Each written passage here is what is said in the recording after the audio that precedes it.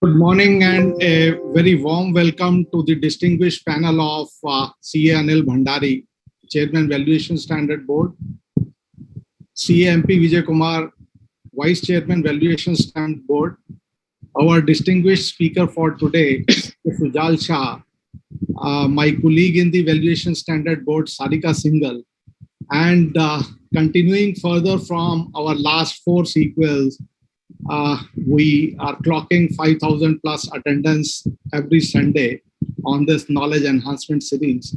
Well, today's topic, very seemingly simple yet very complex, valuation reports, do's and don'ts, to what extent they are followed.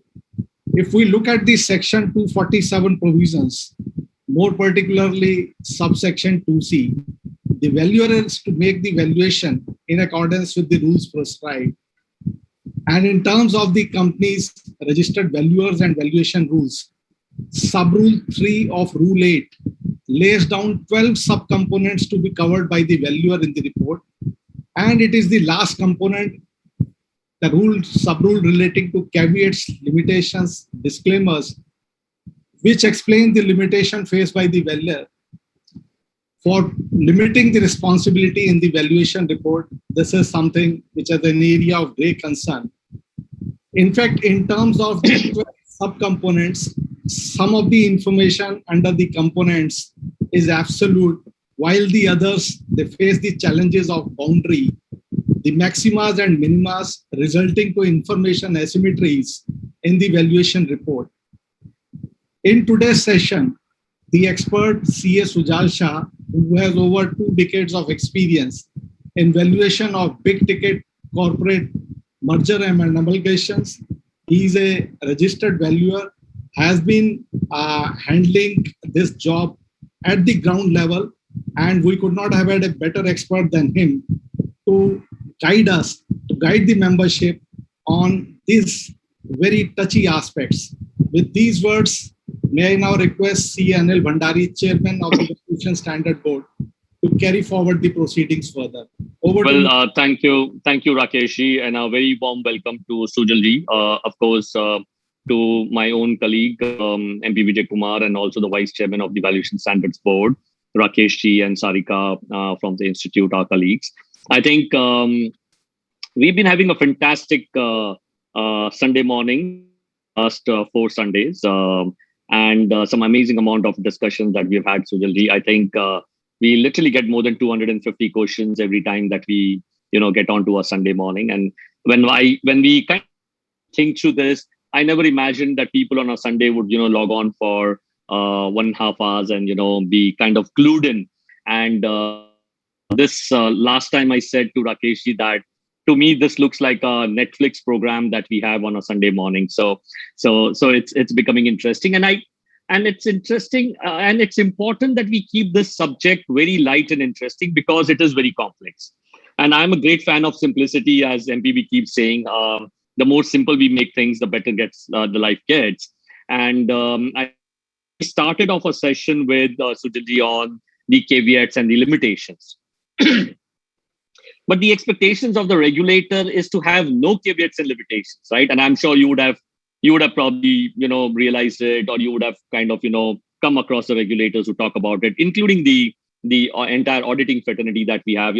Regulators don't want any limitations. They want to probably just come and, put the on the professional, or cast the responsibility on the professional end to end who's doing that job. So from that, in that light, this discussion would become very, very important for all our members who are watching us today and hearing us today. That how do you really handle situations? How do you really handle things that you would want to bring on top of the document, and of course sustain it and debate it and all of that. We've had interesting discussions around the core valuation subjects of TCF under Companies Act, also under the income tax, which was very, very interesting. So I look forward to this session as always. And my friend MP Vijay Kumar and my friend and of course the Central Council member MP Vijay Kumar is likely to make this very interesting. So to quickly pass on to him to start having this conversation. Thank you. MPV, on to you. Thanks, Anil. Before I go forward, with your permission, I wouldn't normally do, but I'll just take this 30-40 seconds When we have publications from the institute like guidance note, technical guide, etc., we give a credit to the people who have participated in that. Their names are put, and it's a permanent one. Whereas when we draft standards, the people who have contributed in drafting, their names are not acknowledged anywhere. So these valuation standards, which we drafted in 2017, published in 2018, we had a team of members whose names don't appear here, despite several months of efforts, right from morning 10 a.m. to night 12 p.m., literally 12 p.m., all of those days. And Sujal Shah was one of the key members of drafting those standards. And despite his very busy schedule, between him and his office, they had given substantial amount of their time and resources in drafting those standards. I remember that, MPV, the first meeting that we had was in my office. When we just started off with the standards. And I didn't say this because in the West, Sujal Shah is synonym to valuation. So, but of course, all across the country, I'm sure it's absolutely fantastic that you brought this out, that, he's one of the tallest and the biggest contributor in terms of course, there are a lot of experts in the country, but I think Sujal has always played a very, very important and a key role to a lot of pride at the institute about the standards which have been developed and all, but somebody who has contributed, his name is not there anywhere. Absolutely, I agree. This is the first forum where I'm actually having an opportunity of hosting Sujal. So I thought I should, in gratitude, absolutely, weak character, and I'm definitely not somebody of weak character. So I think I should place the gratitude on behalf of all the members of the profession. Thank you, Sujal Bhai. Thank you. And without much delay, coming to the topic straight away. One of the standards on reporting is the standard 202, which deals with valuation report. As we all know, a topic like valuation reports looks a very generic report, and it is the outcome of an exercise undertaken by a valuer, which is a very specialized one, and as Anil said, quite complex. Can you, for the benefit of all the participants, from your experience, list down 5 important points one should take care while preparing a valuation report? Yeah, sure, MPV. And first of all, thank you for acknowledging. But in fact, I have to thank the institute for giving me that opportunity to be part of the valuation standard team. And for me, it was a big learning exposure. This meeting is being recorded. Yeah, for me, it was a big learning exposure. And Anilji, I remember that day in your office, we had the first meeting of while initiating the entire process, and thereafter we were mainly stationed at the WRC office. But thank you everyone for giving us that opportunity. So MPV, yeah, good question. Let me, before going into a little more specific about the 5 important points, let me spend a couple of minutes on the subject and the importance of valuation report, because that will set the whole tone for this importance of this particular document which we are discussing today. So first and foremost, we all must understand that valuation report is the first contact point to the outside world, other than the person who appoints us. Say, for example, it is prepared for the shareholders. Valuation report is the first document they look at, and that is where the whole impression gets sets into the whole transaction. So it is a very important document, and it is, it may run into say 5 pages, 10 pages, 15 pages.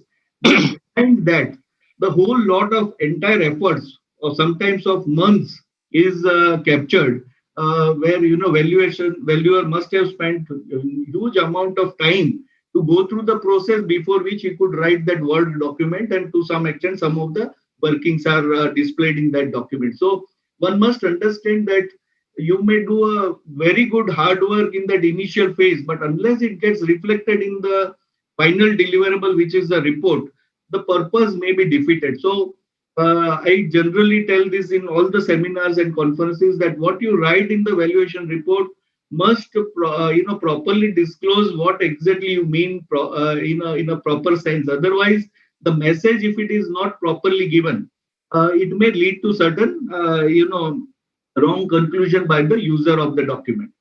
Secondly, as everybody knows, valuation is an opinion. Basically, most of the times when we give the valuation report, it is an opinion. So there is always this confusion that whether it is a certificate or an opinion. So many a times I read a wordings in the valuation report which says that I hereby certified that the fair value of the company is so and so. Generally, that's not the wordings which are required, because this is not a net worth certificate. It is an expression of an opinion by an individual. So wordings typically in the conclusion paragraph will be, in my opinion or in our opinion, if it is issued by a firm, the fair value of the company is so and so rupees per share. That one has to keep in mind. There are certain net worth certificates or certain certificates under Rule 11 where maybe the calculation done by 100 valuer will be more or less the same, whereas in where tight jacket formula is covered, whereas in the expression of opinion it is more of a view of the valuer, and there are so many subjective aspects in the valuation, namely price earning multiple, EBITDA multiple, discount rates. So for all of that, subjectivity is a key to the entire exercise, and different valuer may have different view and different logic for using a particular parameter. So ultimately, it results into an opinion.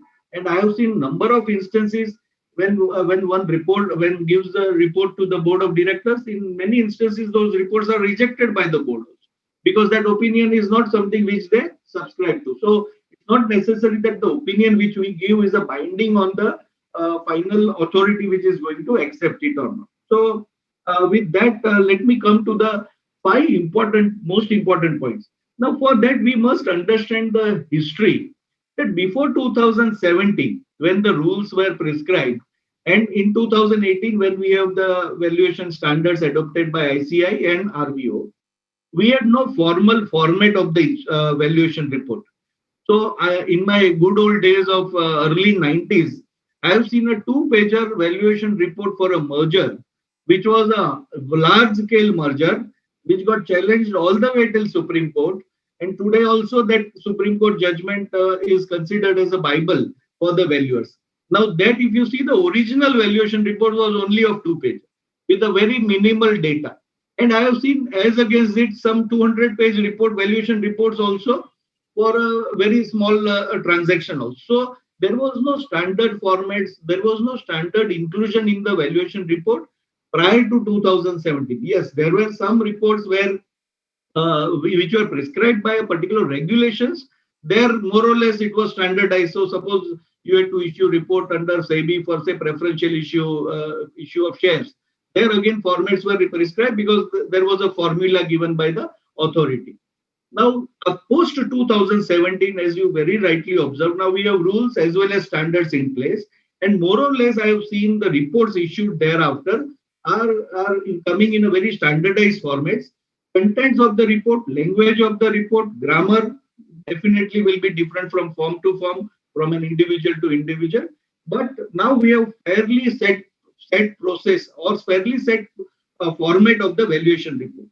Now coming to your question, that which are the 5 important points which one should not miss or one should properly disclose. Now, as you know, in the valuation rules, as Mr. Sehgal also mentioned, that we have been given that these are the minimum things which we must include in the report. Out of that, if I have to pick the 5 top items to be included, first and foremost, I would cover the scope of the assignment.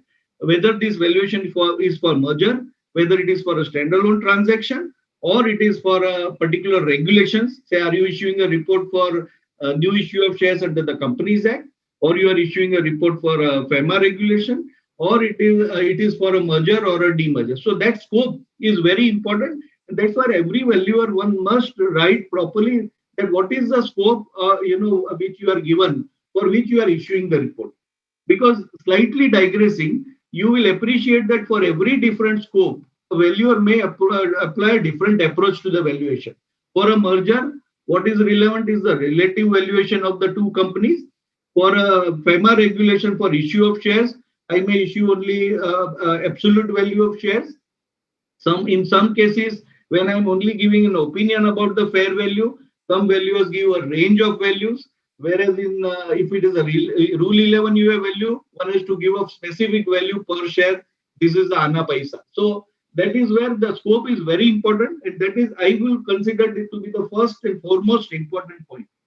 The second important point, according to me, out of that 5 list could be the date of valuation, because a reader must know what is the date of valuation which is relevant. Because as you will appreciate, valuation is a very dynamic thing. Any change in the date can change the valuation of the underlying company substantially. And I always give this example that if I had done the valuation of Taj Kolaba on 1st of November 2008, and if I was given the same valuation on 30th November 2008, whether my conclusion would have been same? Answer will be definitely no, because in between the two dates, an event took place which destroyed the property substantially, which had many loss of life, so nobody knew what kind of compensation they will have to give. And the third and most important, nobody knew when this property will restart. So when the earnings will start, coming in, nobody knew, because the kind of damage was also not known. So you will appreciate between just 30 days, the whole valuation of that particular property would have changed substantially. So date of valuation is the second most important thing which I would put very high level of importance. Third is, as you know, the heart of any valuation report is the value which you are prescribing, and underlying entire work is of the different methodologies which you have used. Third important point which in a valuation report which I will put high level of importance is all the major 3 approaches which are there, that is asset approach, market approach, and income approach. As a valuer, if I have discarded a particular approach, or I have used one approach with a higher importance, that means higher weightage is given, my explanation and logic of that in the report becomes a very important aspect in the valuation report. Because with due respect, many a times what happens that in the valuation exercise, sometimes the commercials are not fitting, so people try to change the weightages. Sometimes some approaches are discarded. All these things which were happening, of course, nowadays I am seeing less and less a possibility of that, but which was a matter of past. At least now we have the possibility of covering it in the valuation report by fully describing to the reader that why a particular approach I have discarded, what is my logic of discarding that approach, and what is my logic of giving a higher importance to a particular approach. So methodology and its justification is the third and most important point in it's the heart of a valuation according to me. The fourth thing, of course, the fifth one is Mr. Sehgal has already said is a caveat. But before we go into that, I would give also very equal importance to any restrictions on the valuation report. That means if this valuation report is for a particular purpose and it cannot be used for any other purpose, our description of that in the report will become a very important aspect of the valuation. And reason being, commercially, if I am relying on a report, and actually, I'm not supposed to rely on that report. And I'll give you an example. Suppose a valuation report is prepared for a merger.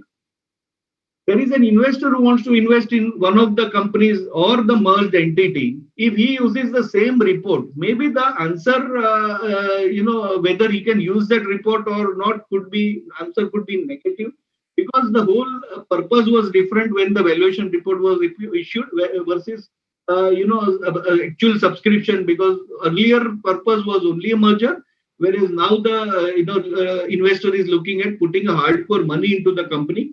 So restriction of usage again is very important, because many times I've seen people have no patience to read the entire report. People use only the conclusion paragraph. So what I typically suggest to most of the member friends, that whenever you write a conclusion, write the restrictions on the report, repeat at the cost of repetition, put it there also, and also any major adjustments you have done in the valuation, if required, again repeat at the conclusion paragraph also. Because that is something very important. And I'll give you a very slight example. I know slightly I'm extending this discussion, but it could be very important. Suppose I have adjusted in a company, and let's take a live example. Again, these are all dummy numbers. But suppose I am valuing a company like GlaxoSmithKline Pharmaceutical, and there is some old claim about drug price control order, and the matter is pending in the court. As a valuer, I have got a legal opinion on the particular contingent liability, and I have ascribed say 75% probability of that liability. Now that liability, suppose, is coming to say 500 crores, and because of which per share value of Glaxo is getting impacted by say 10 rupees a share. In my conclusion paragraph, if I feel that that is a material adjustment, I may, at the cost of repetition, draw the attention of the reader. That attention of the reader is drawn to the adjustments regarding contingent liability mentioned in para number so and so, because of which the valuation is impacted to the tune of rupees so and so, or at least the mention of that particular item. What will happen? The reader, by reading this, will know that this is one important adjustment. It's a judgment call by the valuer ultimately. But suppose tomorrow he wants to ascribe 100% probability, or he wants to ascribe 0% probability, at least he will know this is one item which has substantially impacted. And the fifth and most important aspect, I am sure, which Mr. Sehgal started with, is the caveats. So certain things, and I'm sure there are questions for coming up for that, so we'll not elaborate at this juncture. But this is also again important paragraph. In so many board meetings, I have been sort of thrashed by telling some of the board members telling me that your report is heavily, covering your 60% of your report is caveats, and only 40% is the meat. Why that? And that's where to explain it. Luckily now you have some support from the valuation standards. Otherwise, in past I used to have a very tough time explaining that why these caveats are required. But I'm sure it's getting covered in some subsequent questions, so we'll take that question. Sorry for little more elaborative, but I think this was required to set the entire tone. Thank you. Very helpful, Sujal. In fact, two important takeaways. One is actually where you started, where you said distinction between opinion and a certificate. I think that was so very well articulated. And what I also liked is the way you explained that some cases it can be a certificate, like that Rule 11UA. Otherwise, it is an opinion. I think that clarity was so beautifully brought out. You emphasized on valuation date, and Anil will recall the amount of discussions we have had around the importance of the valuation date. No, I think even the interesting, because when we had this minority discussion the last Sunday, that also brought to light that the scope becomes very, very important. While in my mind I would always think a value is a value. Why would you assign a value under different scope? But so be it. I think the scope also is, I think, and I think it's been rightly put as number one. Scope is, I think, very, very critical for a report. It becomes a foundation. Very good takeaway. There's one very good takeaway, Anil. Probably we can deliberate at the next evaluation meeting. From the fourth point which he mentioned regarding reiteration of that Glaxo example he gave. So there is a lot of content I've given as to what assumptions I have followed, etc., etc. But he says, if necessary, let's reiterate at the bottom. Yeah. In audit profession, post 2009, I see it as audit as the most exciting profession. And probably you have not participated in the period, so you don't realize that excitement. One is we have this SA 706, which says that even if there's a content in the annual report, you still bring to attention of the reader in your audit report, this matter you give an emphasis. And in 2018, we had this key audit matters, which is also to be brought into the main report, even though it is there elsewhere and it is presumed to be there. So it only drives me to this one board meeting that I was in, where a director said that your disclaimer is bigger than your report, So sometimes, you are kind of, sounded off, or of course, it's not seen in the right light. But I think, Sujalji mentioned that, value standards do help now to establish the fact that, this is something which is very important, and it's not really out of fun that somebody is trying to put a disclaimer around it. So, no, absolutely. So, Sujal, based on your experience, can you identify a few do's and don'ts while preparing valuation report? As you know, the profession is a nascent profession, and there are many youngsters who have joined this profession. And it's important that we give them right guidance, and coming from somebody like you, it carries a lot of value. So please share what are the do's and don'ts which members need to take care. Yeah, sure. But before Sujal, you go, I'll just Yeah. take only 1 minute. What made you in your professional life, work around valuations there? What was so engaging? So you mean to say how I came into this profession? Yeah, how you came into it? Why did you kind of focus or try and specialize around this area? Yeah, it's a very, and it can take entire 2 hours. Yeah, and I'm only asking you because there are a lot of people hearing us who and we think that there is amazing amount of opportunity there. Yeah. So what brought you to this subject? Yeah, very good question. Because it's very important that when I entered the profession in early 90s, when I qualified, I was a hardcore auditor. My articleship was also in the audit firm, as well as the firm thereafter when I started working with Raijis. It was a hardcore audit firm. Our senior partner, Mr. Gandhi, was a very Arun Gandhi Saab was a very known professional at that point of time, and now also, of course. So he was the first one to sort of start this as an area of practice in the firm. And I'm sure the firm had done lots of valuation prior to that also, but a very focused attention was given in that point of time. And you will laugh at me. We had almost 120 chartered accountants at that point of time.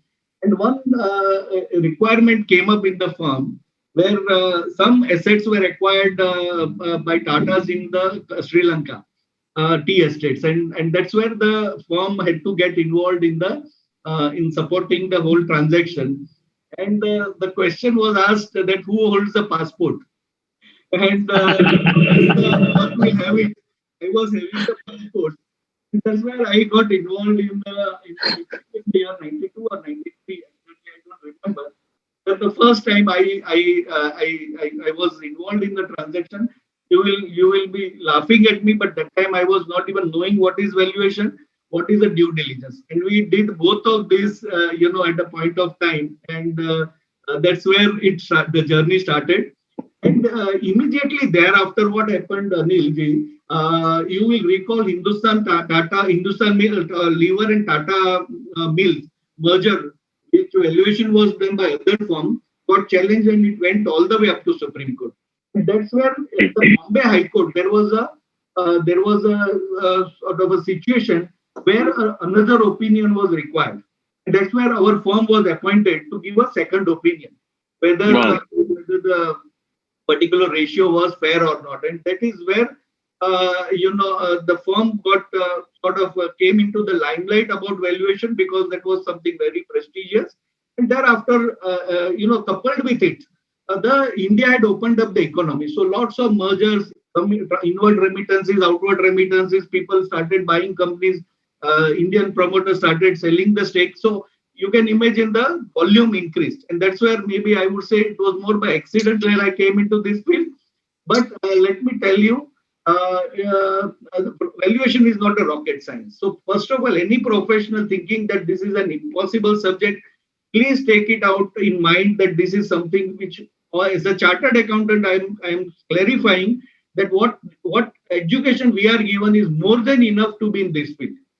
Only what is extra required is some extra amount of reading, some extra amount of hard work, and a very dedicated effort to analyze a particular transaction. So when some transaction gets published in a newspaper, you must analyze that why Tatas are buying a port in East India. There has to be a logic to it.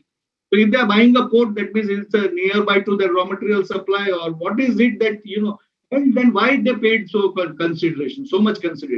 So once your mind becomes a little more activated in that field, it's very easy. And only last point, Anilji and MPV, that people think that audit and taxation is a topic which is very sort of a routine thing, and one is not required to be in that field. It is boring. I hear the youngsters saying that it is a boring field, but let me tell you, friends, audit and taxation is the base for valuation. Unless you know how to read the accounts, unless you know the impact of a taxation in your company's valuation, you will not be able to progress. So please take it out from your mind that there is a, we don't need to be knowing the audits or accounting standards or taxation nitty-gritties, because that is something which is the heart of a transaction. So slightly going off, Anilji, So but two things I learned from this conversation, Sujal. One is you don't have to be a merchant banker to do a valuation. We are very well trained, and we should be easily able to do all kinds of valuation. And the second one is that we should always make a passport, yeah, because you never know what it comes in handy for, right? So, yeah, please go on with the do's that I think MPV asked you. So, MPV, your question is very good. As far as do's are concerned, first of all, as I mentioned, now at least we have 10 topics given by the valuation standards as well as valuation rules that this needs to be elaborated, which is called the minimum requirement of valuation. So as far as possible, suppose you are valuing a company's shares, and you are ultimately giving your report on that. First of all, you have to be quite elaborative about those 10 bullet points which are given to us as a format or as a minimum requirement, and write all of that properly. Other point apart, so even our standard says that these are minimum points. Apart from this, if you value or feels that by writing something I'll give a better value add, or I'll give a more clarity to the particular case, that must be included and that must be displayed in the valuation reports. So I think do's are more or less in place. And while we are going into don'ts, I will also cover some of the points which very beautifully our CA Institute or RVO or Valuation Standard Board has articulated about what are their findings from the peer reviews which they have done of various reports, because some of the points coming out of there are very important. But if I have to put don'ts, first point in don't is please don't don't do cut and paste. I have seen so many reports where the same languages are used. They pick up from other reports and they just put it in particular case. And jokingly, I give this example that, and this is a real life fact. I was reading one of the reports on Bombay Stock Exchange website, because now all the reports are uploaded on the Stock Exchange website when a listed company is required. And in that, one of the paragraph in our disclaimer is that SSPA, which is our name, SSPA or its partners are not responsible for any wrong information, blah, blah, blah. Now, in that report, some other report which was issued by another firm, I saw the disclaimer. They've used the same wording, SSPA or its partners are not responsible. So, friends, my earnest request is, yes, use a format. And prior to 2017 or 2015, when this requirement of uploading the reports on the stock exchange website came, in most of the conferences I was asked, please give us the format of valuation report, format of the valuation. And now nobody asks that question, because we have ready-made available formats from large firms, small firms, medium firms. So we have all the formats available. Only my request is don't do cut and paste job. And it happens so frequently. I'll tell you in one case, for an earlier exercise, there was a surplus land in Navsari. So we had written in the report that, there is a surplus land at Navsari, blah, blah, blah. We have used the valuation report of so-and-so gentleman to take the valuation of that particular land. Now, subsequent to that, some other valuation was attempted, and that, as we, understand cut and paste risk, that, that paragraph got repeated. So when one was reviewing that, this land is this company is a South India company, how they are holding land in Navsari. And from there, the question came, and then we realized that this was a cut and paste of some earlier report, and that's where this paragraph. So, in short, please avoid cut and paste. Yes, I like my earlier era of 90s to 2000, when we had no benefit of technology to this extent, where our bosses used to ask us to write the report, and I have written the report in the foolscap papers, which was given to those typists to type, and see that's where originality comes. So, short message: use technology, but don't become slaves of technology so much that you don't apply your mind. So that is the first and foremost point. And secondly, another don't which more comes out from these major findings of the by the institute on our peer review of reports. I think two important points which I have read from this very good report the institute has prepared based on peer review of various reports which they have done from the registered valuers. One is that they have said that there were negligences which were found.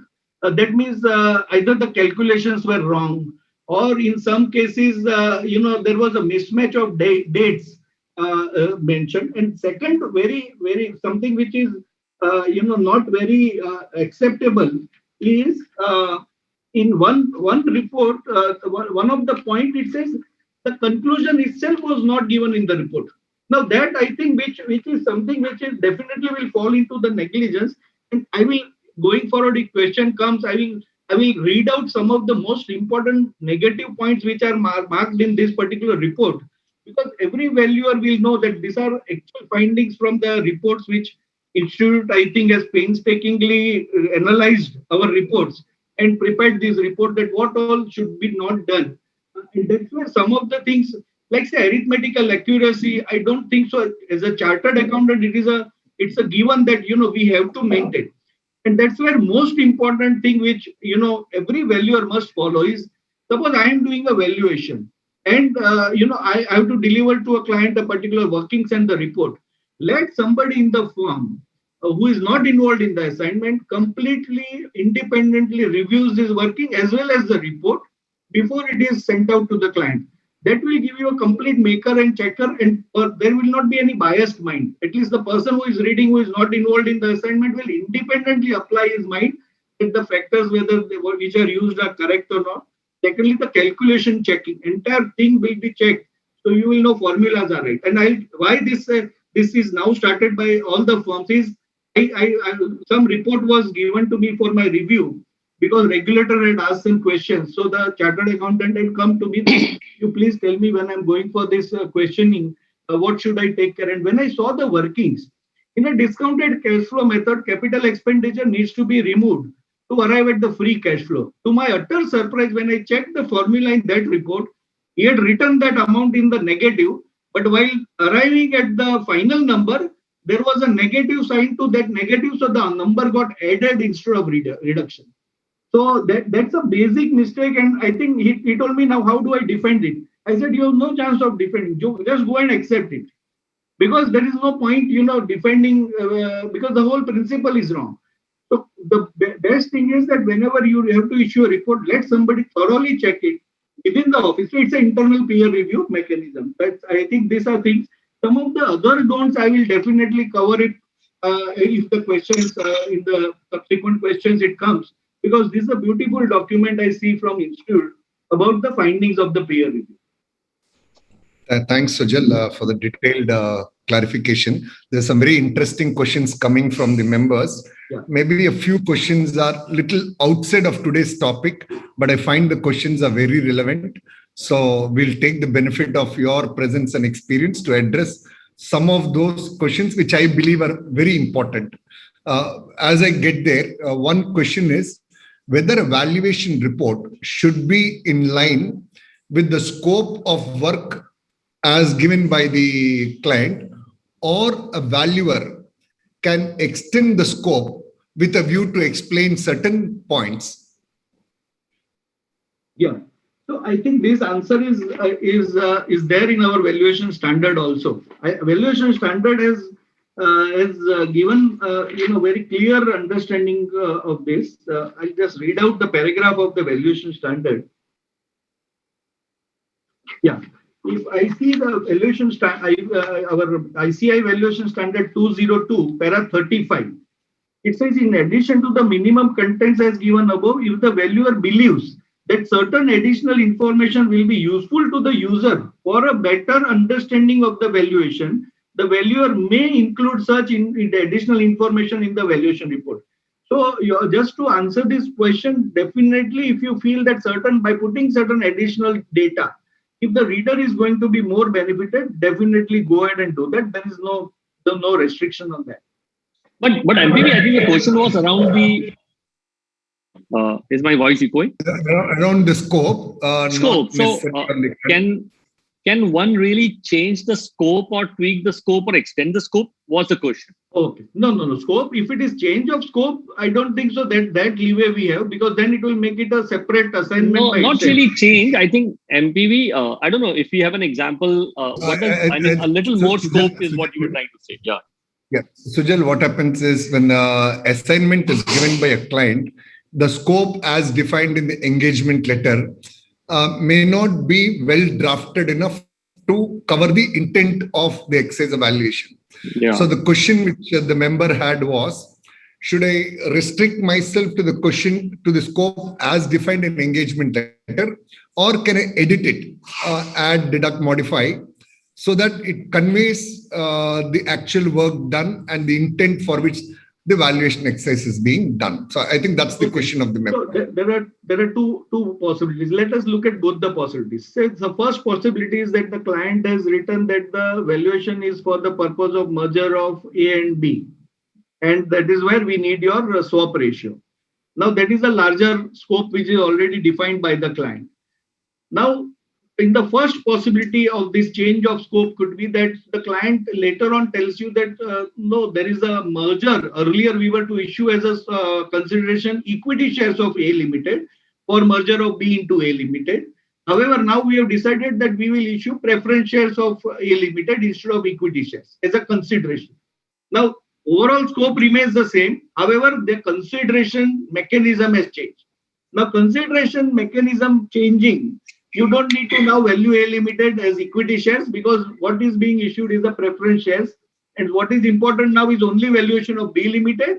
And as long as preference shares valuation, assuming it is at par, suppose I come out with 100 crore valuation and you have to issue 100 crores of preference shares.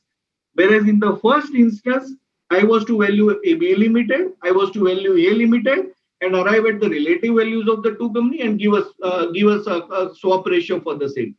So larger scope of merger remaining as it is. If the consideration changes, definitely before the board meeting, if the valuer is told like this, and he has to mention that in the scope that we have been told that the consideration will be issued by issue of preference shares of A Limited before the merger of B Limited. In that case, it is definitely permitted. You don't have to stick to the original engagement letter, maybe which was there. In fact, my your engagement letter needs to be updated thereafter.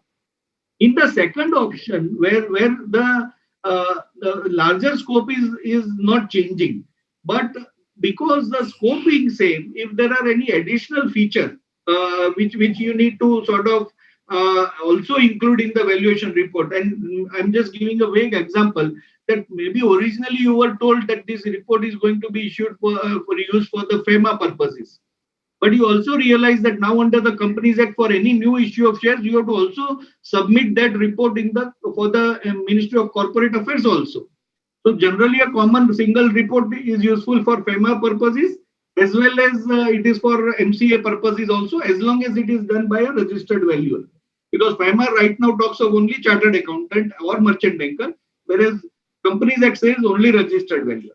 So as long as the registered valuer has done the valuation, which will satisfy the FEMA purposes also, and which will also satisfy the Companies Act purposes, only this change, I don't think so. You need to worry that much. Definitely alteration you can do.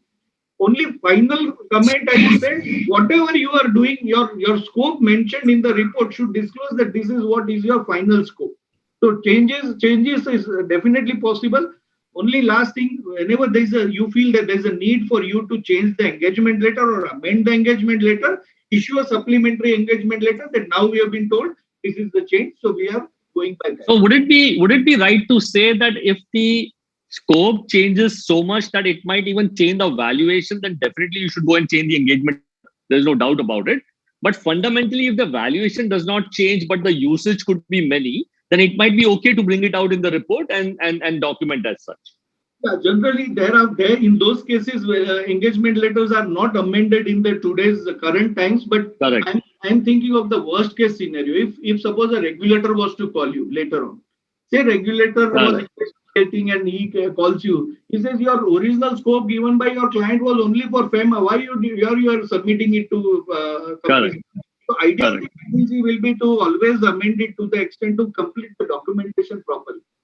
So our documentation also, as mentioned in the standard, says that your engagement letter is a must document. I would suggest better to end because all this investigation starts after 3-5 years, and that's where I agree. I agree. So nothing will be possible. So better to amend it at that point. By which time the persons who have to benefit from that transaction have benefited, it's the valuer who is stuck with that. So no, it's a very onerous job. Thanks, Sujal.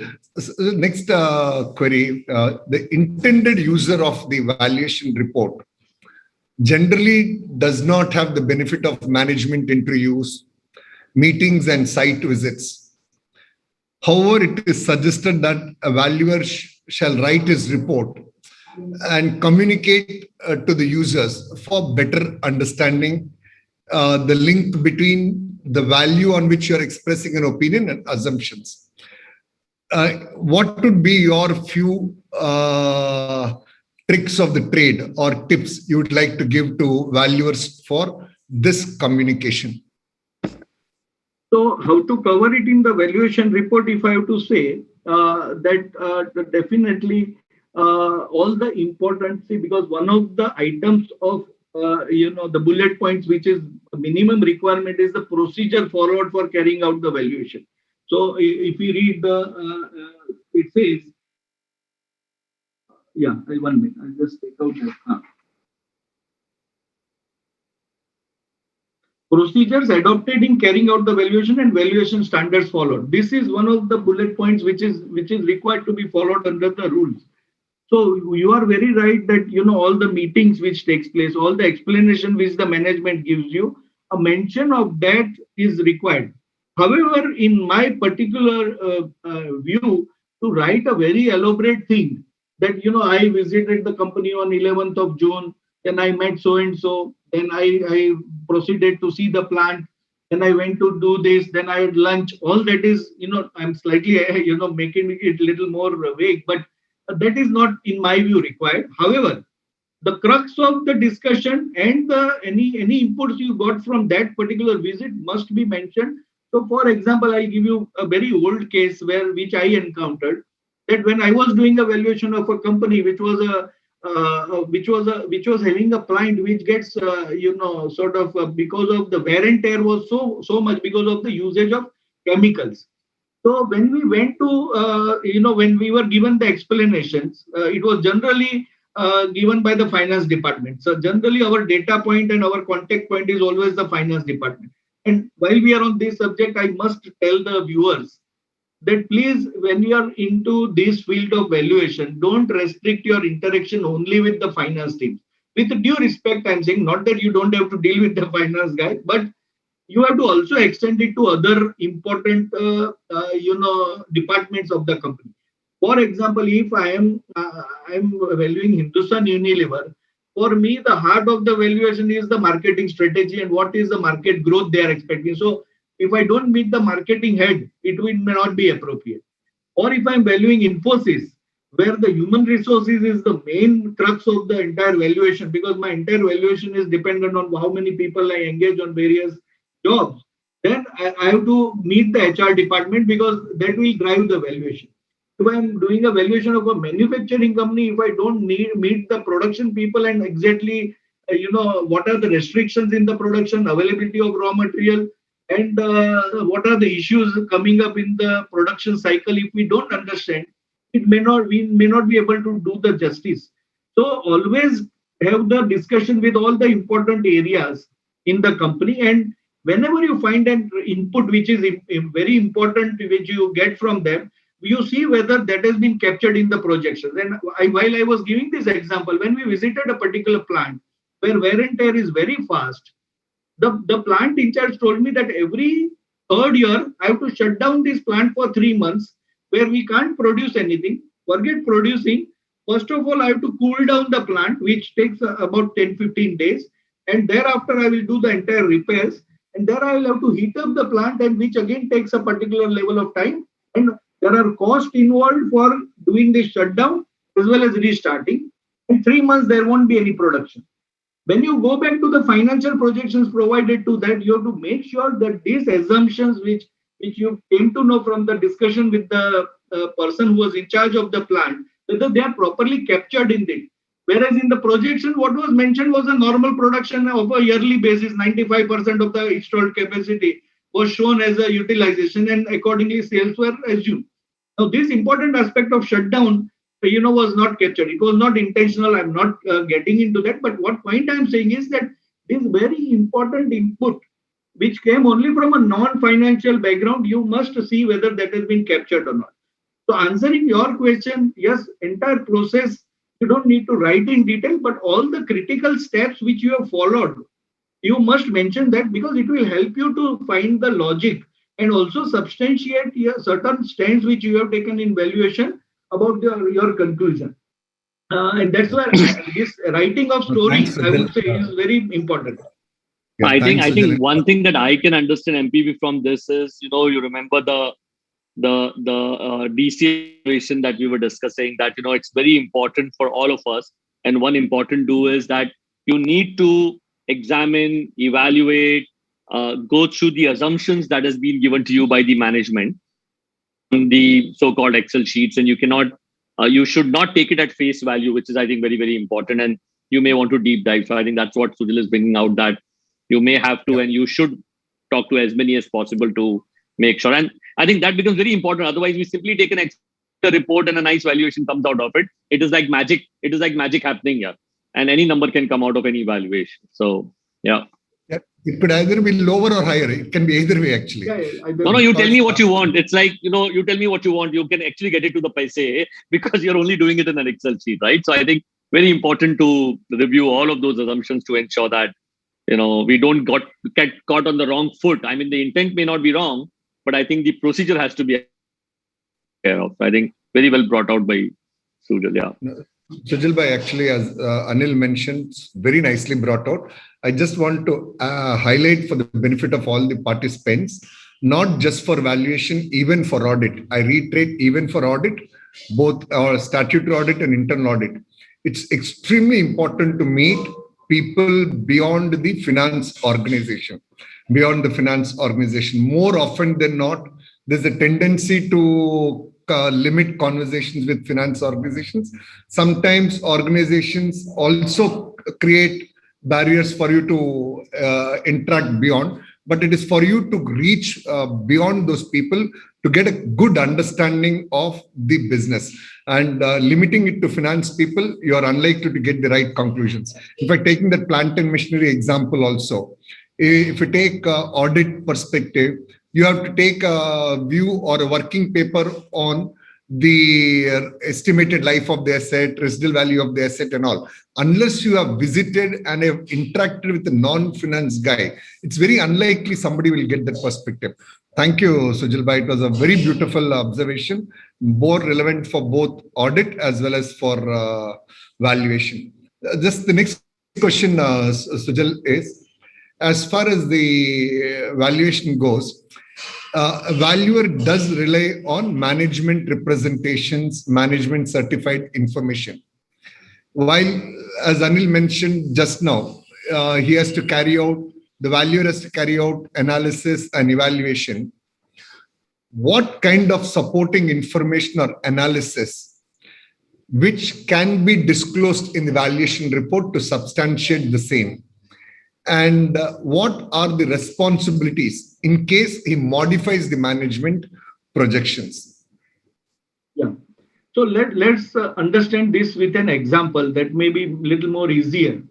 So for example, if a set of projections are given to the valuer where raw material consumption to sales ratio for the future year is say 55% to 100. So that means if 100 is the sale, 55% is the raw material consumption. Now, when I look at the past analysis of past results, because that is very critical for you to even understand the future projections, at least 3 years, past years project results needs to be analyzed. In the past year, if I come to know that this ratio was say 60%, 58%, and thereafter 57%. In the past years. For the future years, the management has given a projections of 55%. Now, this is the something which is different, and suppose the volume is very large. 1% change in the raw material consumption ratio can change the valuation substantially. So sometimes there is something called concept of materiality. So some valuer may think that 1% change kiya hai, why should we worry? But 1% also can make a substantial change in the valuation. So don't go by those percentages. Otherwise, you may get little more biased. I give this example for foreign currency also, that if I'm valuing a company which is heavily into exports of goods, and there they've assuming 74 rupees a dollar, and suppose tomorrow it changes by 50 paisa also, there could be a substantial swing in the valuation. So there the critical aspect for the valuer is to satisfy what should be the forex rate which is assumed. So now, having seen, coming back to our example of raw material consumption, to in the future projections, they have given you something which is 55, which was never achieved in the past. Starting from 60, 58 and 57, it was the last year was 57. Now, when you make an inquiry with the management that why you have assumed 55, there are two possibilities. One is it is an abrupt assumption without any backup, or they give you some reasons which you are not satisfied with. Another possibility is that really there is a change in the raw material supplier, whereby they've contracted it for a lower rate of raw material, and that is where going forward their raw material consumption will come down, because raw material which was earlier available to them was at a costlier source, or it was at a distance, so your freight and everything was getting increased, whereas now you have got a raw material source which is nearby to your factory, and also you have contracted it, because you have contracted it for a better quantities, you got a better rate as compared to the past. So then that 55% is, if they are able to justify through a number crunching that why it is coming to 55%, I think then as a valuer, you are more than happy to accept such facts, because the underlying assumptions have changed because of some event which is going to take place. Having encountered such things, you may entirely write this explanation in the report, because if your raw material consumption is a major cost item, you may want to write in the procedure that in the past this ratio was so and so, in the future it is changed to so and so by the management, and we believe that this is a fair assumption because of these inquiries we have made. So your point was that whether we need to write that in the report. I would feel that only if that item is a very critical item in the calculation, you definitely mention. However, let us take a little more different example. There is a highly automated plant where you need only 10 workers, and the entire process is automated. Now, for that 10 workers, in the past you have given them every year 15% jump. Going forward, they have assumed only 10% jump from year-on-year increase in salaries, wages. Now, whether that is a critical assumption in the overall calculation, because it may not even change your valuation in paisas also. In that case, whether to write this entire story that now they are going to have a better negotiation with the workers, and that's why they are assuming that this rate will be lower. So, message which I would like to give is that if the item is very critical to the valuation of a company, and there is a major change which has taken because of the procedures which you followed, it may be an ideal situation to mention that in the report, because one is that reader will get that message that yes, this was critical item, critical change, but it has a logic. But if it is immaterial, you may not write it in that detail. However, you may write a general sentence that for all other cost items, we have made sure that from our inquiries that the reasonable assumptions are made. Sujal bhai, I have plenty of questions which are coming from the members. Sure. Just for information, we have over 5,000 people listening to you. And in the interest of trying to cover as many questions as possible, I'll also try to keep the question small. You can also probably shrink the answer, because the members will get the benefit. Yeah, sure. So, valuer signs a non-disclosure agreement with clients, and he is expected to ensure confidentiality. Many valuers misunderstand it and do not disclose sufficient information for readers to disclose what they have actually done. How does a valuer overcome this dilemma? So this topic was discussed at great length in the past when regulators had called all the valuers, and they said that you are not disclosing any information about the valuation. And I think it had gone through a huge amount of deliberation, including many seniors were also included in that particular entire effort, whereby what was sort of common conclusion which came in that as long as yes, you sign non-disclosure agreement, so you are not supposed to write, in your report all the critical information, because I would not like to write the, major customers, what contracts I would find, signed with them, or what is my future projection. Say, for example, a pharma company give an entire pipeline of research products, their entire basket will be out in public. So that restraint definitely valuer will have to make, that you can't disclose all these details in your valuation, although you may be privy to such information. Because for you to justify the projections, they've given you all the information. One will have to strike a balance between the two, that what is relevant for the reader. Suppose if that valuation is required for merger, definitely what is relevant needs to be sort of disclosed. Now, luckily, we have a beautiful arrangement whereby SEBI also has come out with a circular that what all needs to be disclosed and what all minimum disclosure which is there as far as numbers are concerned.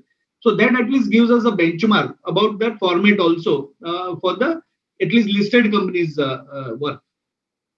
Okay. Just extending the same, can you just for the benefit of members share what is the SEBI kind of disclosures which are permitted or expected? So way back in 2006, I'll give you with one example. One of my merger report got challenged, and we had a hearing at Bombay High Court. A minority shareholder holding only 80 shares in the company had challenged the report. And in the application, one of the things which was written was that this valuer, my lord, has given only 3 numbers in the report. One is in the numbers used in the date of the report. Second is the numbers used in the serial number of the paragraphs.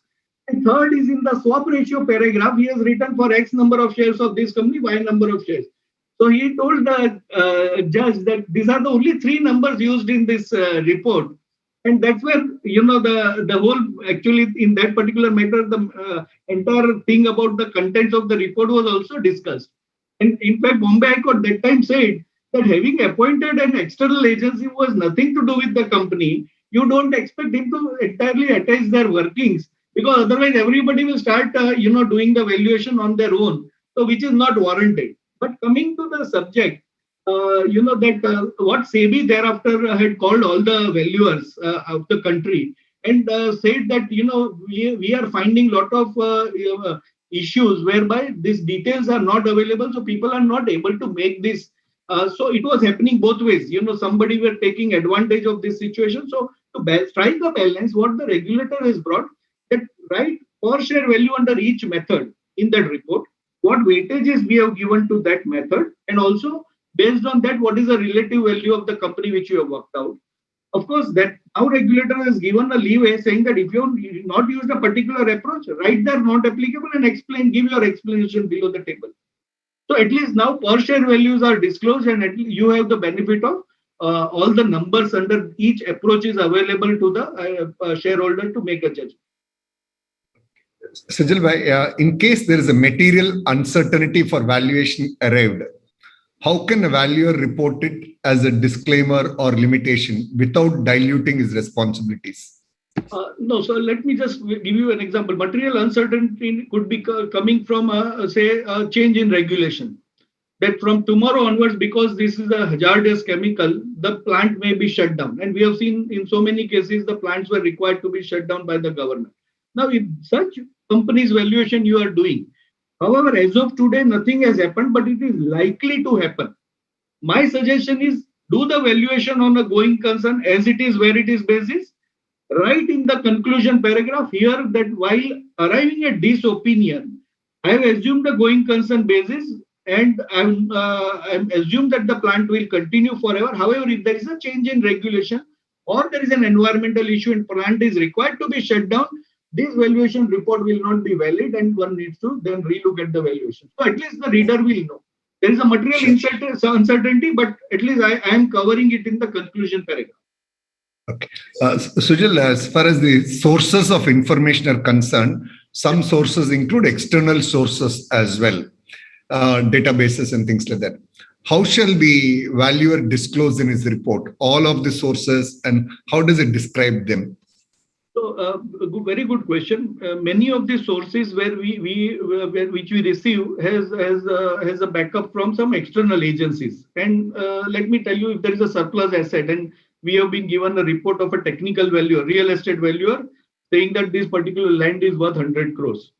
Now, that under the rules also, we are duty bound to make sure that that is on a reasonable basis. And you have to make your own inquiries also to make sure that that assumption which is supplied to you is having some backup. Otherwise, just you have relied on the valuation from that particular source, which is not verified. So better to draw the attention of the reader that you have got this report from Mr. So-and-so, and we have our broad inquiries also fits into that particular calculation. Sure. What is the maximum? Sorry, Sujal, I'm not giving much breathing. Lots of questions are there, so I'm not giving breathing space. What is the maximum time gap between date of conducting valuation and date of valuation report? My suggestion is it should be as near as possible, because it's a perishable item. As I mentioned in earlier case, it can change within minutes. So better to do as near the date as possible. Does the valuer need to value the liabilities in case of valuation under IBC? If yes, by which method or approach, and what are the key points? Definitely, I think if valuer is required to do a valuation under the code, the bankruptcy code, definitely liability is also part of the assets and liabilities, so will have to be valued. And depending on the nature of the liability, one will have to make a judgment that in what is the nature of the liability and your valuation procedure or methodology or approach for that particular valuation. If it's an instrument, you have to follow the entire valuation of a financial instrument and arrive at the liability value. If it's a creditors, then you have to take a particular, depending on what haircut they are going to take, that valuation. So that adjustment will have to be done, but the liabilities will have to be valued. So can a valuer restrict distribution of valuation report? In some cases, yes, but if I'm doing valuation for where outside world is involved, say namely merger or demergers, I cannot put any restriction because shareholders could be in thousands or lakhs. So that's why now what regulators also do, they upload the entire report on the website. So even if I'm a non-shareholder, I can see Tata Steel, valuation report, even if I'm not a shareholder. So certain cases, definitely yes. If it is say for FEMA purposes, it can be restricted only to regulator and the company. However, for some reason, for some other purpose, you will have to disclose it to the entire outside world without any restriction. Very fundamental question, Sujal, but many people are asking this, so I'm taking the liberty of asking this. In fact, we covered it in earlier programs, but still members are repeatedly asking. Importance of valuation date and valuation report date. Yeah, so let me first explain you. Suppose there are two brothers who are separating. And internally, based on some mediation, they have decided that my cutoff date for the separation is 1st January 2021. Now, that is something which they have come with a mandate. So we have no choice as a valuer to say that, no, I will consider only 21st June 2021. 1st January 2021 is between the two brothers for the work for separation they have did. So that is so your valuation date in that case will be 1st January 2021. Your valuation report could be 21st June 2021. Only one caveat or one point between the two, if there are some events which have taken place which you feel has completely changed the valuation report, and depending on your mandate which is given to you, in some mandates of such nature, they say any event thereafter you completely ignore it. In some cases, they say you may take cognizance of any event up to the date of your issue of report. You may consider it. So this is a private valuation. In case of a regulatory valuation, in my opinion, every single event which has taken place till the time you issue the report, you need to capture it. Say about FDI in LLP. How is such valuation report different from FDI in company? In LLP valuations, the inflows from abroad should be against fixed capital or against current capital. Will inflows be distributed among the other partners? And there's a tax question, but I will keep that out. I'll keep that out. And of course, the first question is more of according to me, a FEMA question, because you know how this, but as a valuer, yes, if you have to value an LLP for the purpose of investment which is coming from outside India, the difference between the two is in the case of a company valuation, your conclusion which will be given will be my value per share is coming to rupees so and so. Whereas in the case of an LLP, your conclusion will be said that this LLP is valued at 18 crores. Because there, you know, it is not something where you will be able to arrive at a per share valuation. And having said that 18 crores, the new inflow which is coming in, then it will get distributed to the shareholders in a particular swap, I mean the profit sharing ratio as mentioned in their agreement. In case of a Sujal bhai, demerger, there are these lot Go of ahead. questions recently come on, and especially again because it's do's and don'ts today. There are a lot of these questions coming up, especially around companies having high valuations, but absolutely lot of cash, and I don't mean losses.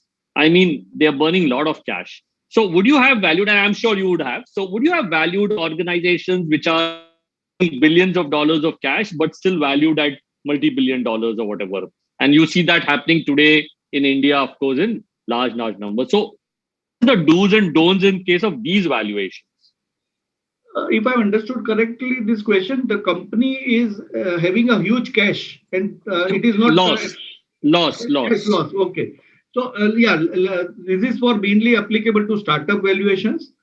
And in startup valuation, one has to be careful because now in the recent times, some new methodologies of valuations have come up, mainly driven by the market forces, where a number of times of the advertisement spend, say 3 years of advertisement spend is considered as a valuation, or number of subscribers into a particular rate, say 5 lakhs per subscriber is considered as a.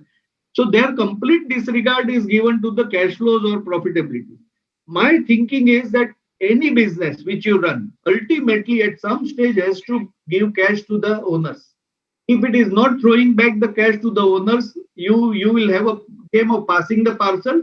At some stage, that parcel will remain in the hand of an investor, and that may not, have a proper value at that stage of time. So, I would put all these valuation methodologies as a cross check.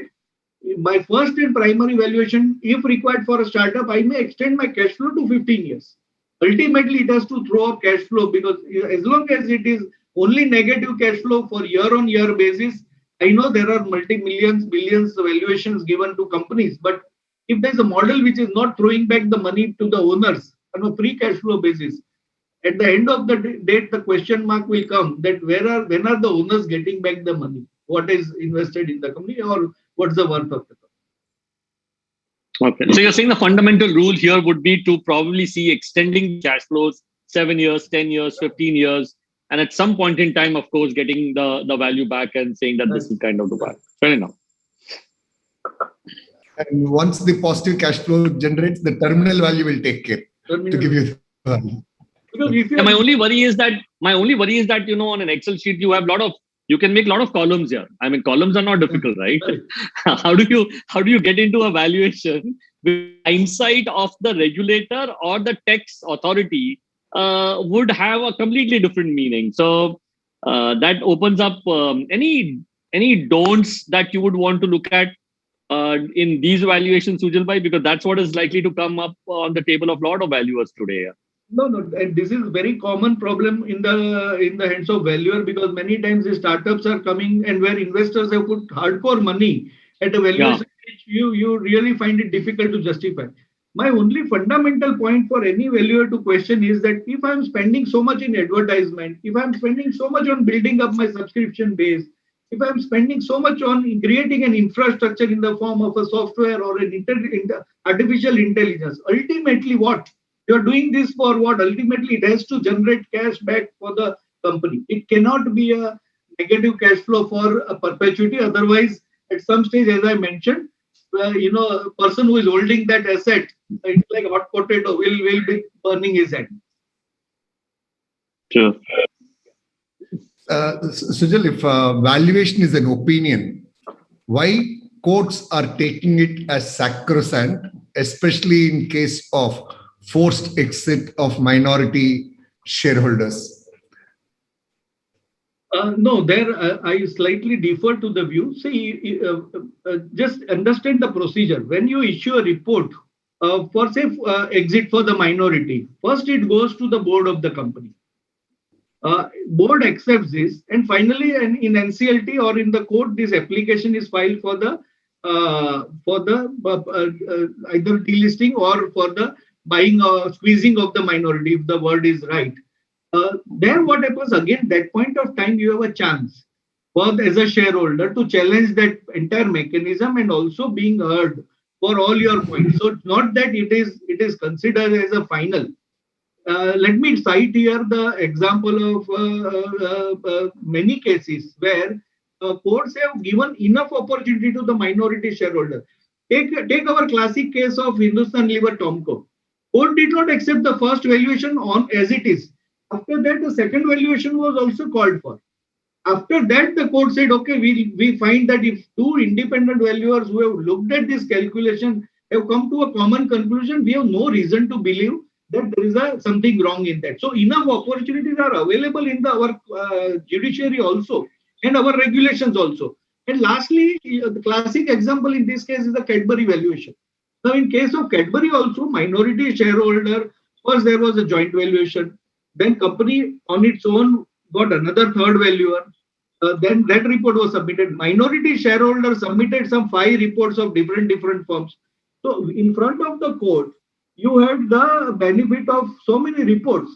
Court has not said that first joint report itself is the final one. And if I can read for just 1 minute the wordings used in Cadbury judgment, it gives you a complete, I don't have it, but I'll just tell you. There the court says, yes, it is possible to attempt a valuation using different methodologies. But just there is a different value put on the table, we will not accept it because unless it is found to be grossly unfair and we find that a common person looking at this valuation would never have come to this conclusion, we will not keep on repeating this exercise of valuation. Otherwise, there is no end to it. So Cadbury judgment of Bombay High Court is a classic judgment where they have recognized this fact. That we will definitely hear somebody, but that person has to have a logic of challenging it, not for the sake of challenge. So, and Hindustan Lever judgment also said that role of a judiciary is like an umpire in a cricket game. We will make sure that the players play this game as per rules, but we will not teach the players how to play this game. That's the difference. Beautifully said, Sujal Bhai. In fact, I would just say that with the way the profession is now evolving, maybe the historical court involvement, we shouldn't expect it now. In fact, there are more regulations, there's more standards, and there's more disciplining. So we should actually be happy to have a situation where the valuation reports are accepted as it is. We should not complain as to why court is not questioning. I don't think that's the right approach. We are entering that stage. According to me, you are right. Less and less litigation should happen now because things are quite set. We are now onto a different era now. Yes. Exactly. And the other question from member is in a demerger scheme, a valuation was done in August 2019. Company has approved, filed with the court, but the hearings have got delayed. And now post-COVID, the situation is different. The hearing is still going on. So should they revisit the valuation now? That's the question of a member. So I'll tell you, in a demerger or a merger, there's a concept called appointed date.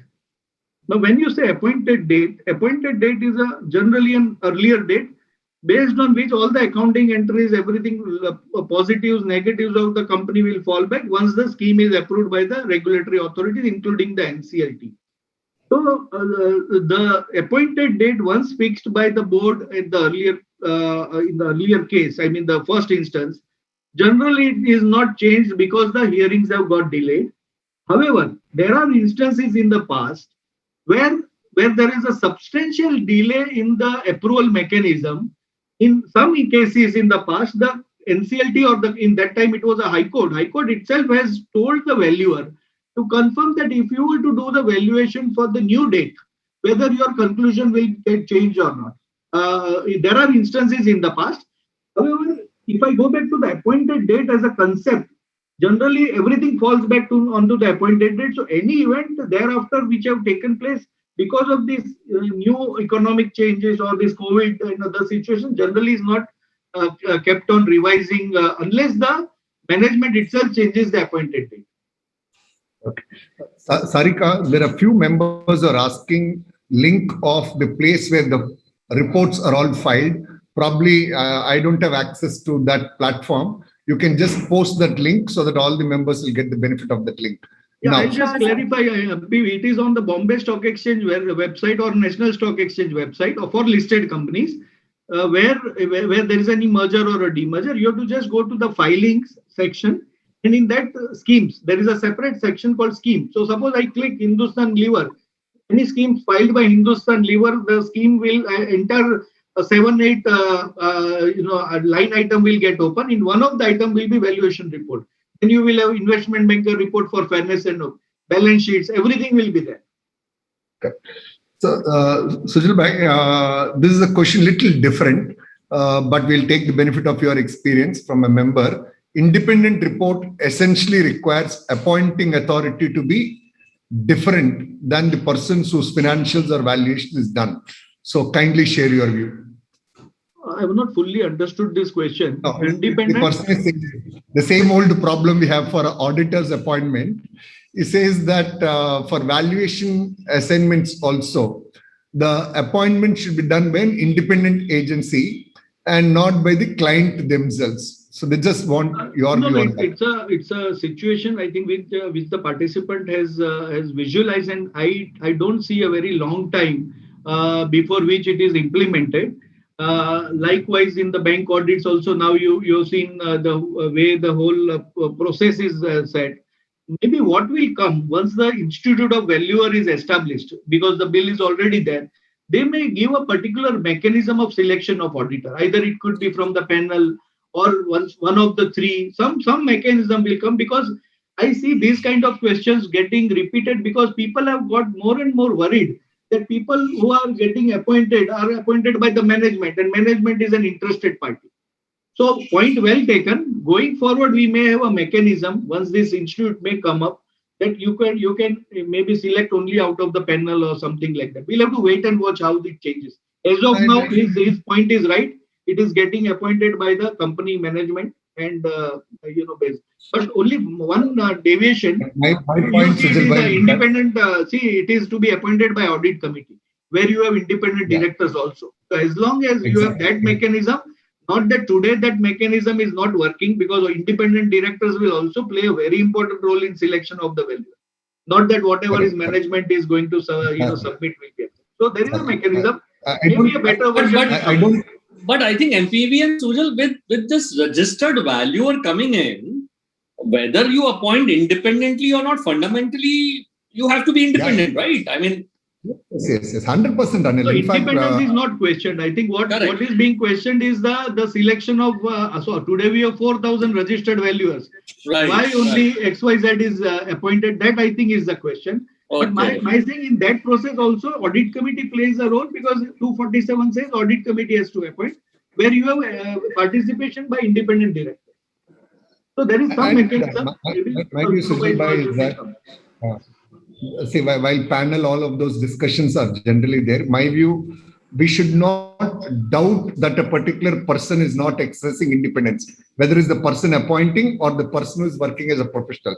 It is the same chartered accountant who is also part of audit committee, etc., who are independent directors. To say that they are not exercising independence and somebody else will do, that's point. So I think MPV, we've heard this in the institute several times, and sorry to interject, but unfortunately, sometimes our members feel that just because I have done a certification program on, say, a valuation or a fraud and forensic or a concurrent audit, I should have an equal chance of getting appointed with any other firm.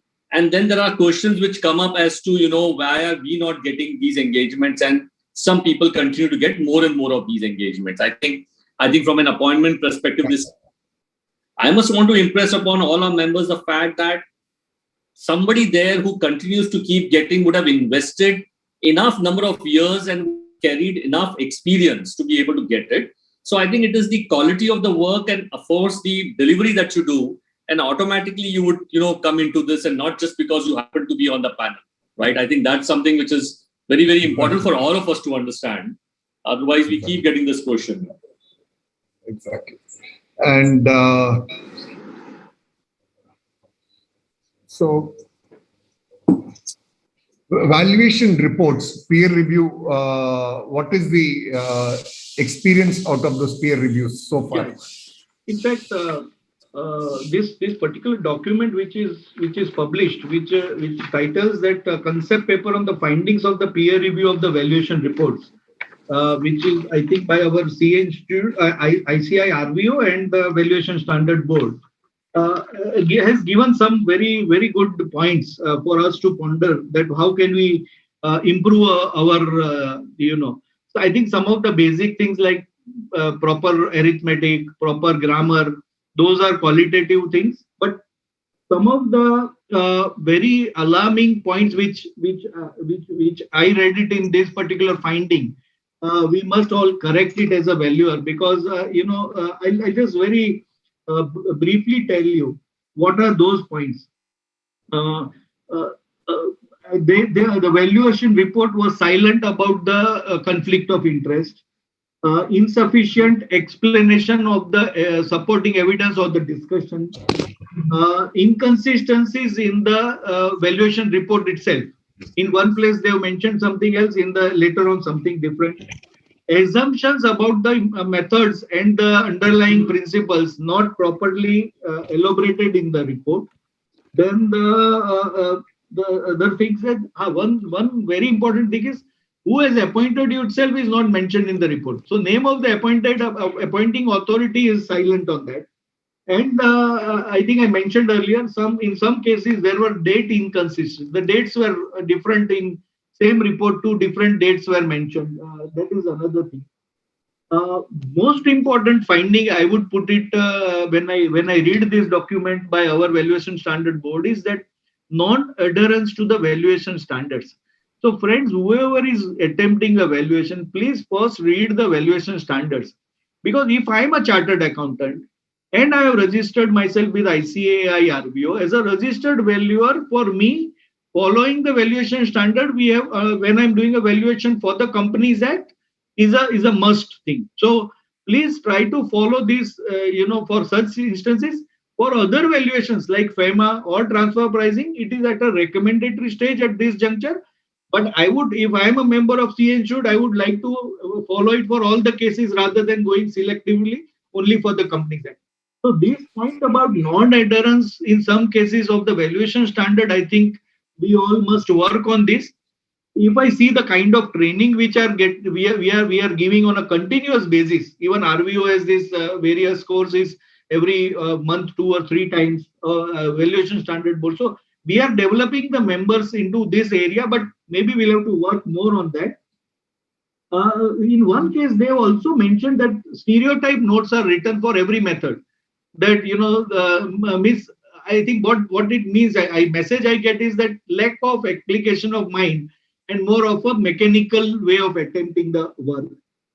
Some of the key takeaways in this finding is the entire shareholding pattern. When it's a complex structure, we need to display in the valuation report.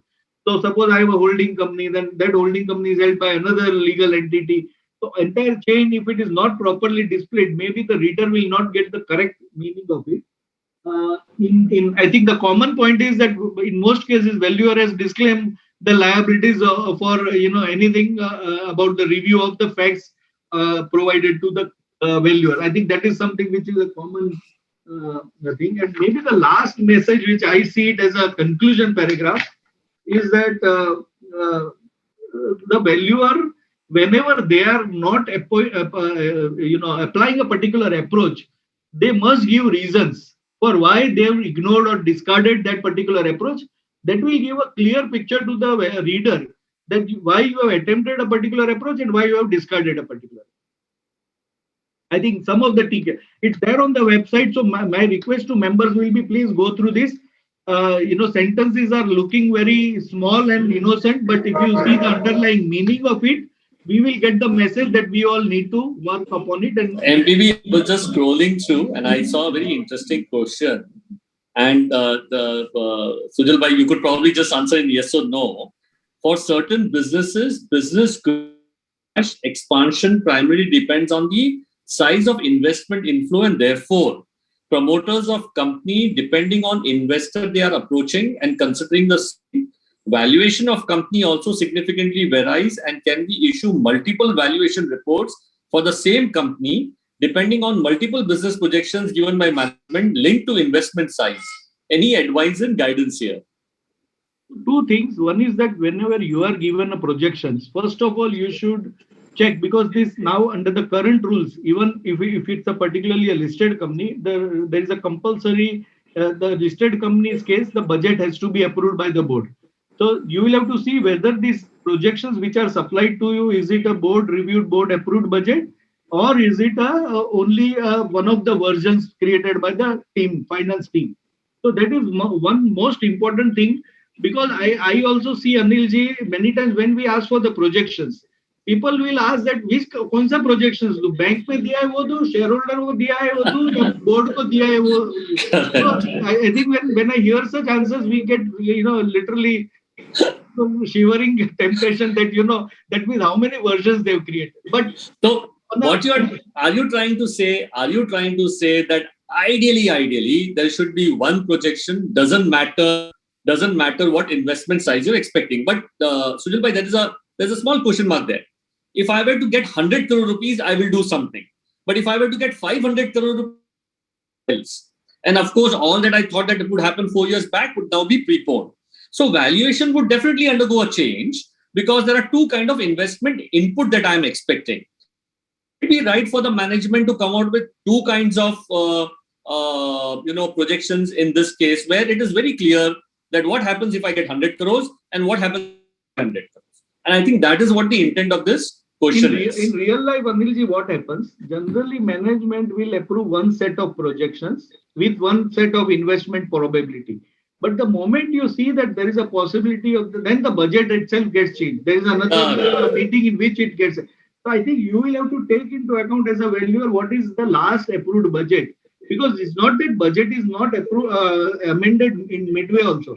I have seen companies after 6 months performance, they change the budget either upward or downward, because board feels that what we had projected is too aggressive or too pessimistic. So let's revise the budget.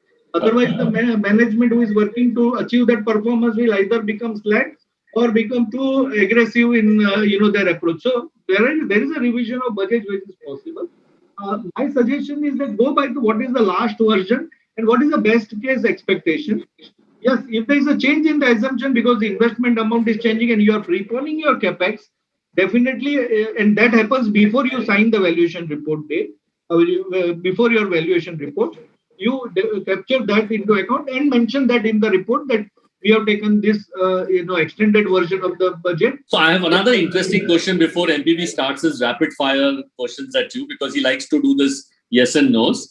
There's a very interesting question again, and I believe it's important. If the valuer has done sensitivity analysis, which ideally one should look at, to have a feel of the range, should it be revealed as a matter of fact? And if revealed, can it be taken as a caveat if somebody challenges the point even in the report?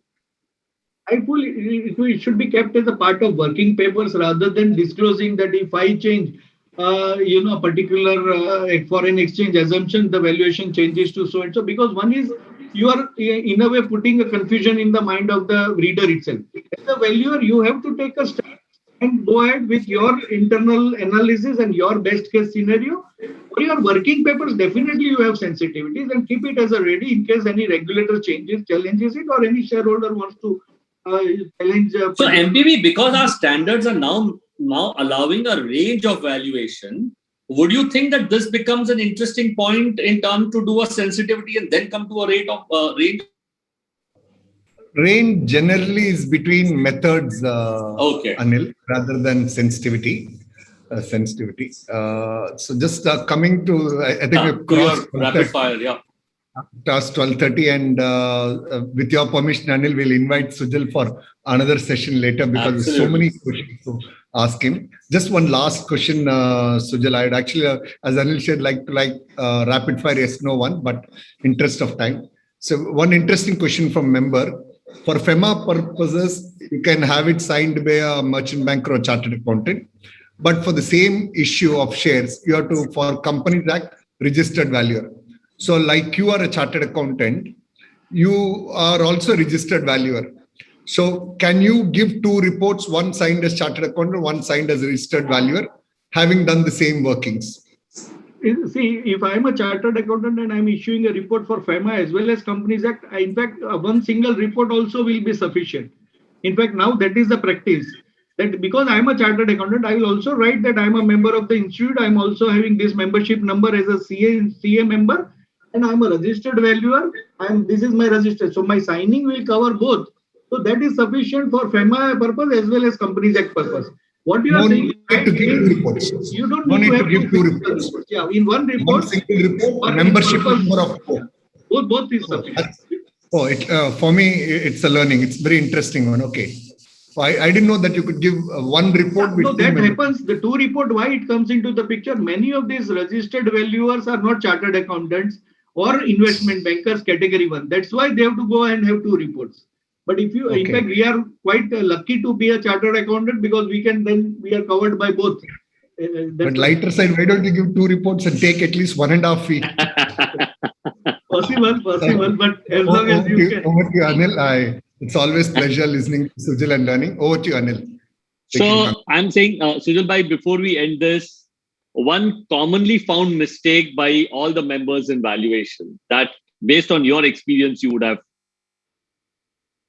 See, there are multiple, but the most common, I would not call it as a mistake, but one could have sort of more improved this thing is that I'll give you, for example, that sometimes same firm issues two reports within a span of 15 days. And if you see the justification, in one case with similar facts, they have ignored the market price. In one case with similar facts, they have given weightage of 40% to the market price. Now, that is where one has to be a little more careful because when it goes to the table of regulator, and I think you pointed out this in one of your conversation earlier, what makes you, sort of your profession more stronger is your goodwill. That, you follow this standard and not because somebody wants to have a particular value you are issuing. And that is, I think, applies to our profession that we have been hardworking, honest, we have been doing extremely straight, work and right advice. We must keep on improvising this, and this is more required now, Anilji, because now going forward we will have multiple professions competing with us. There is nothing wrong with competition, but as long as I have this privy to be a much better professional amongst all, because I am a chartered accountant, I am taught income tax, I am also taught finance, I am taught Companies Act, I am taught accounting standard. You just imagine which other profession has the privy to be taught so many subjects under one roof. So we are definitely blessed to be a chartered accountant and also a registered valuer. Only thing what we need to demonstrate now to the outside world is the highest level of quality. And once we demonstrate, we will automatically become the first choice. Earlier, prior to this registered valuer rules, I was, as a chartered accountant, preferred because I was the only one who was doing valuation. But now I should be preferred because I do much better valuation. I do much better delivery.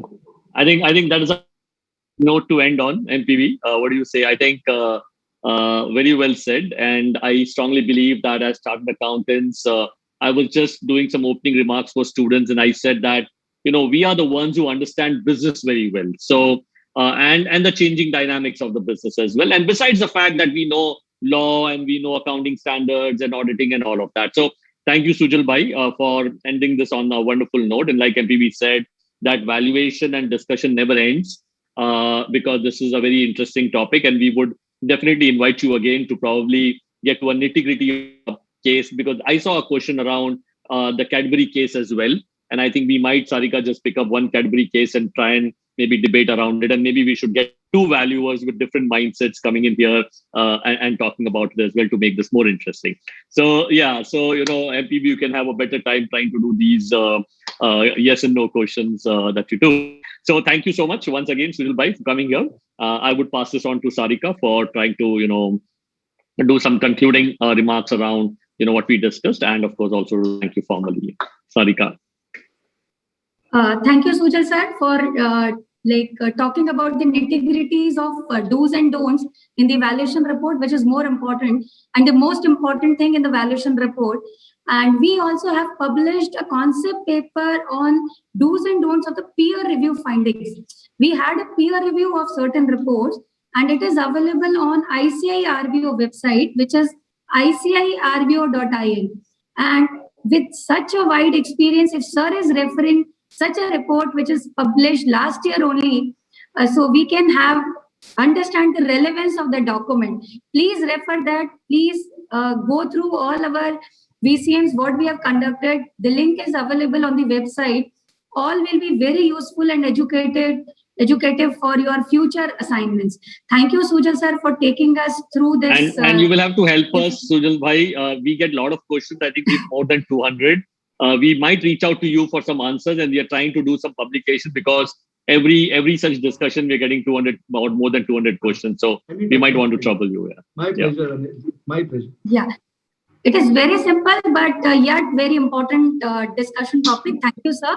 Thank you, Anil Bhandari, sir, for conducting the series of webcast, which is really very educative. Members are very happy. They are thank you for such a wonderful session and the VCMs on important topics. Thank you, MP Vijay Kumar, sir, for creating interest of the members by asking questions and we are having a different format. So as to generate interest of the participants.